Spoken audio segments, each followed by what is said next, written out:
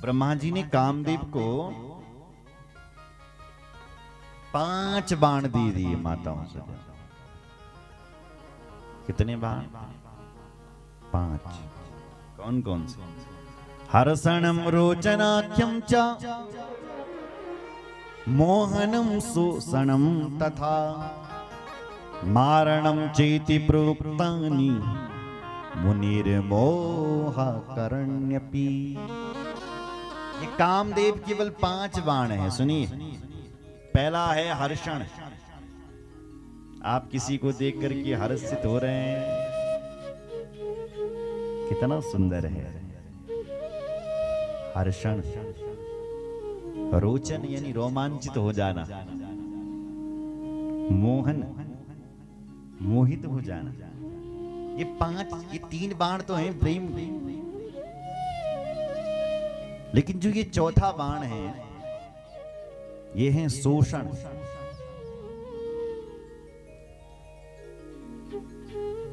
कभी कभी बल प्रेम में लोगों को गालियां भी पड़ती है।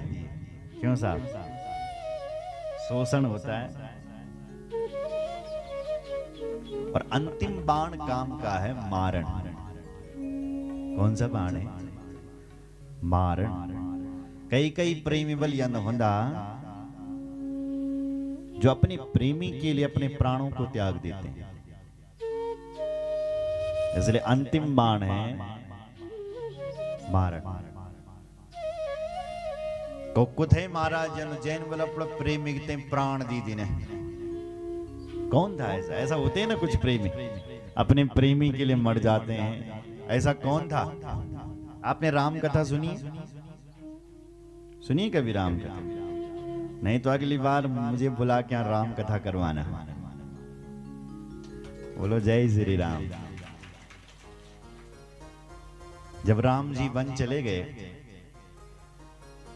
तो दशरथ जी ने बल अपनो रथ भेजी और अपना मंत्री भेजा जिसका नाम था सुमंत।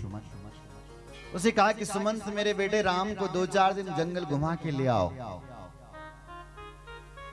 गए सुमंत, लेकिन जब भगवान चलते चलते चित्रकूट तक पहुंच गए और सुमंत को कहा कि तुम घर चले जाओ, सुमंत घर आए तो सुमंत को देखा कि ये खाली हाथ आया। पूछा राम नहीं आए क्या? बोले नहीं महाराज। तो दशरथ जी ने कहा कि मैं कितना बड़ा पापी हूं कि मेरे राम नहीं आए और अभी तक मेरे प्राण हैं। मैं पापी हूं, मुझे अपने पाप दिखाई दे रहे हैं।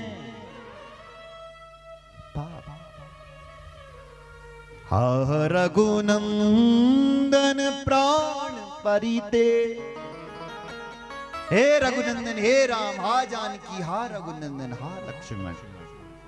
कौशल्या की गोद में, मतलब अपनी पत्नी कौशल्या की गोद में दशरथ जी का सिर है और कह रहे हैं दशरथ जी, कौशल्या मैंने दीवार पर कुछ दिखने लगी। क्या दिखण? बोले मेरे पाप याद आ रहा है। हे कौशल्या, जब मेरी संतान नहीं थी तब मैं एक दिन जंगल में गया हुआ था मृग आखेट करने के लिए, मृग मारने के लिए। एक जलाशय की जगह पर मैं बैठ गया। मैंने सोचा कोई मृग आएगा, कोई नहीं आया। और एक बालक आ गया, मैंने सोचा मृग आया है तो मैंने बाण छोड़ दिया।